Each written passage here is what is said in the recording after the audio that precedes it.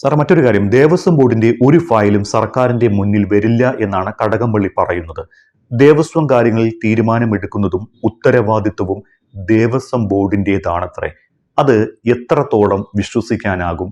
ദേവസ്വം ബോർഡിന്റെ കാര്യങ്ങളിൽ ദേവസ്വം മന്ത്രിക്ക് ഒരു ബന്ധവുമില്ലേ? ദേവസ്വം മന്ത്രി അറിയാതെ ഒന്നും ശബരിമലയിൽ നടക്കില്ല. കാരണം കടകംപള്ളിയുടെ ഒക്കെ സ്വഭാവം ആവശ്യമില്ലാത്ത കാര്യത്തിലൊക്കെ ഇടപെടുന്നത് നമ്മൾ കണ്ടിട്ടുണ്ടല്ലോ. അതുകൊണ്ട് എല്ലാ കാര്യത്തിലും പുള്ളിയോട് ചോദിച്ചിട്ട് തന്നെയാണ് ചെയ്യുന്നത്. അങ്ങനെയെങ്കിൽ കടകംപള്ളിക്ക് നല്ലൊരു റോൾ ഇതിനകത്തുണ്ട്, അതിന് യാതൊരു സംശയമില്ല. ആ ഒരു കേസിനെ സംബന്ധിച്ചിടത്തോളം ഇപ്പോൾ 6 പേരെ ഇപ്പം അറസ്റ്റ് ചെയ്തിട്ടുണ്ട്. 7ാമത്തെ ആൾ കടകംപള്ളിയിലേക്ക് പോകും. അതുതന്നെയല്ല, 8ാം പ്രതിയായിട്ടാണ് ഇതിനകത്ത് പത്മകുമാറിനെ സൈറ്റ് ചെയ്തിരിക്കുന്നത്.